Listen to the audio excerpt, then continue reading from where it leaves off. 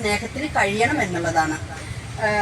ഒരു നാടക പ്രവർത്തകൻ ഈ ഇടയായിട്ട് മരിച്ചു പോയിരുന്നു. വിജേഷ് എന്ന പേര് അറിയോ? നിങ്ങൾ പലരും അറിയുന്ന ആളായിരിക്കും. അദ്ദേഹം പാടുന്ന ഒരു പാട്ടുണ്ട്, അദ്ദേഹം തന്നെ എഴുതി ട്യൂൺ ചെയ്ത പാട്ട്. നിങ്ങളെ മാത്രം ഇഷ്ടപ്പെടല്ലപ്പാ, അങ്ങനെ ഒരു പാട്ട് കേട്ടിട്ടുണ്ടോ?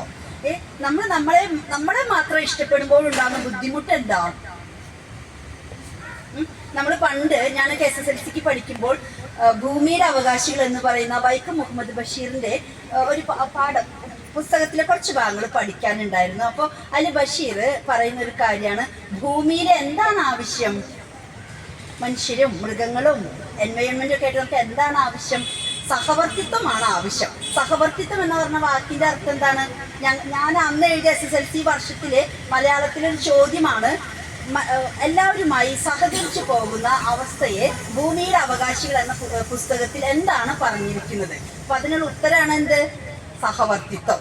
മറ്റുള്ള മനുഷ്യരെയും കൂടി നമ്മുടെ കൂടെ സഹകരിപ്പിക്കുക എന്നുള്ളത് അത് വലിയൊരു മൂല്യമായിട്ട് കൂടി ഇന്നത്തെ വനിതാ ദിനത്തിൽ നമ്മുടെ മനസ്സിലുണ്ടാവണം.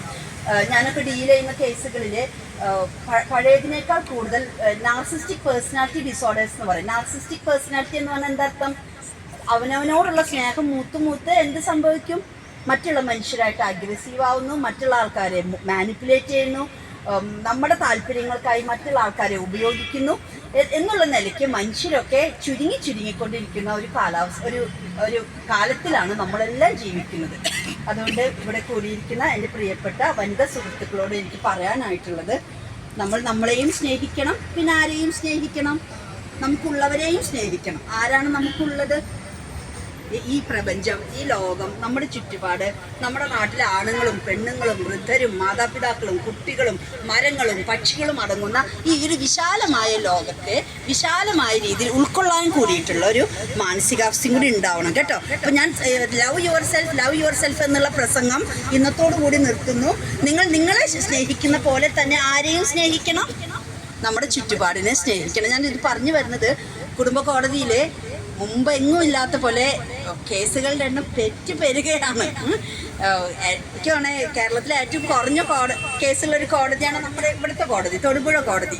കട്ടപ്പന കോടതിയിൽ എനിക്ക് അഡീഷണൽ ചാർജ് ഉണ്ട്. നമ്മുടെ ഇടുക്കിയിലുള്ള കട്ടപ്പന കോടതിയിൽ എനിക്ക് ആഴ്ചയിൽ 2 ദിവസം അഡീഷണൽ ചാർജാണ്. ഒരു ദിവസം കോടതിയിൽ നിന്ന് വരുന്ന കേസിൻ്റെ എണ്ണം 32ആണ്. ഒരു ദിവസം ഒരു കൗൺസിലറിനെ കൊണ്ട് എങ്ങനെ 32 കേസ് കൗൺസിൽ ചെയ്യാൻ പറ്റും? പിറ്റേ ദിവസം ഇതുപോലെ 35 കേസ്, 2 ദിവസം കൊണ്ടൊക്കെ 75 കേസ് സെറ്റിൽ ചെയ്ത് പിന്നെ ഞാൻ കൊടുക്കുന്ന അപ്പോയിൻമെൻറ്റ്സ് വേറെ ചക്രശ്വാസം ലഭിക്കുകയാണ്. മനുഷ്യർക്കൊന്നും ബന്ധങ്ങളുടെ വില മനസ്സിലാക്കാത്ത രീതിയിൽ എല്ലാവരും അവനവന് ജയ് വിളിച്ചുകൊണ്ട് നടക്കുകയാണ്.